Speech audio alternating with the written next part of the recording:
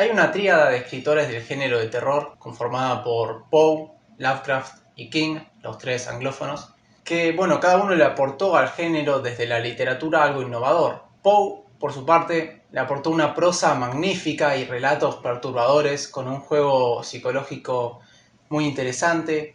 Lovecraft le aportó, por otro lado, el condimento del horror cósmico, mientras que Stephen King más bien confundió el género del terror con el género de la ciencia ficción y la fantasía, formando así escenarios muy atrapantes para sus lectores.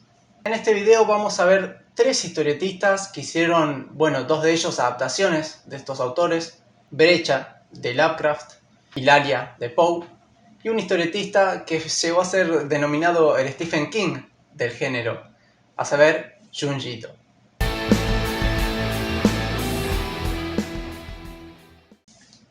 Junji Ito.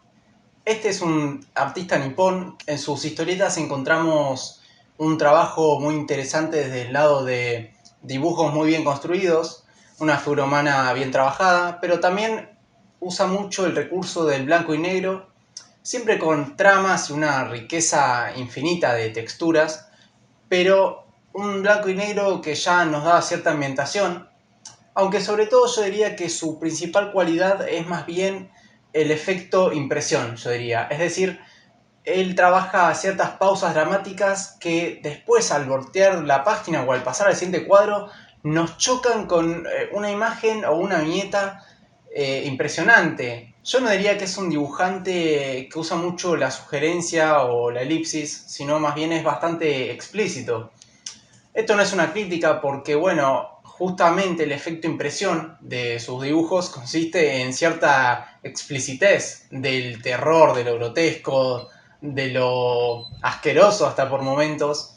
Uzumaki es una historieta con guión y dibujo de Junji Ito, y allí trabaja el símbolo de la espiral. La espiral que, es algo que ya de por sí inquieta, porque la espiral es lo que está siempre en movimiento, lo que no podemos apresar con las palabras, lo que siempre está cambiante, ¿no? Lo devenidero, de algún modo. Es ya de por sí un símbolo que genera bastantes significados. Y es el hilo conductor de este manga, Uzumaki, que explota muy bien Junji Ito como símbolo de algo que molesta, incomoda. Horacio Lalia. Lalia también maneja los negros y los blancos. Yo creo que incluso su apuesta va más por el claroscuro todavía que en el caso de Junji Ito. Y también tiene un diccionario amplísimo de lo que son tramas, texturas y distintas formas que se pueden generar con el negro y el blanco. Su dibujo, yo diría que más que centrarse en el efecto impresión, se centra en lo que yo llamo el efecto psicológico, porque trabaja muy bien lo que son las expresiones. Mediante el manejo de las reacciones de sus personajes, los personajes que encontramos en las adaptaciones de Lalia, en las adaptaciones que hizo sobre todo en las de Poe, uno como lector se va involucrando en la historia e incluso se siente identificado con lo que le pasa a los protagonistas.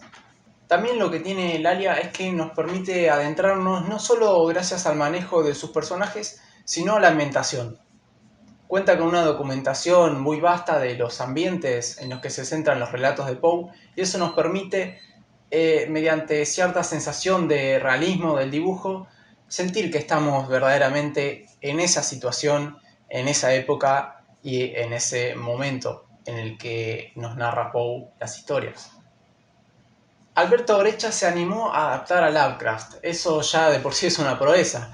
Es que en Lovecraft encontramos descripciones, o mejor dicho, personajes cuasi indescriptibles, seres mitológicos, que paradójicamente, a pesar de que yo digo cuasi indescriptibles, están ampliamente descriptos, pero descriptos de una manera que, casi como si fuera un oxímoron, es más sugerente que explícita.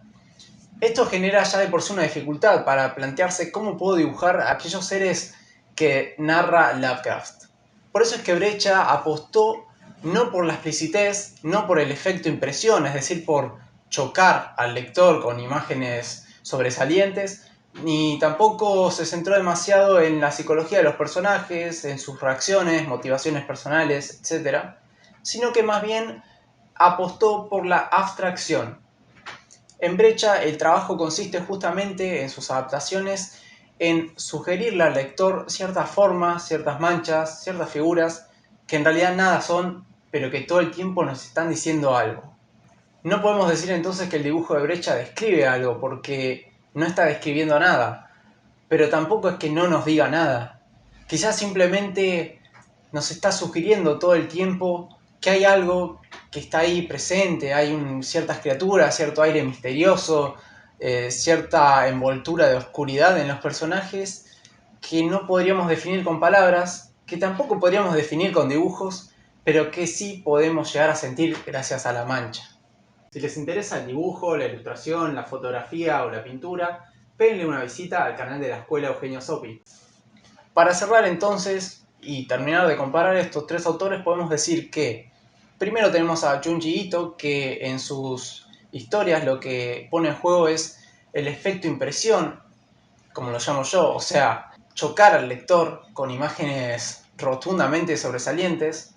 Después tenemos a Laria, que en sus adaptaciones de Poe pone en juego siempre la psicología de sus personajes, que el lector se adentra en la historia mediante documentación y ambientaciones realistas. Y después tenemos a Brecha con su efecto más bien sugestión o abstracción, que se juega no tanto a construir una psicología de sus personajes, sino más bien a generar una atmósfera en donde no terminamos de captar con palabras qué es lo que sucede, pero sí podemos sentirlo en nuestras entrañas. Esto fue todo por este video, no se olviden de suscribirse, activen la campanita y síganme en mis redes sociales. Nos estaremos viendo pronto en un próximo video.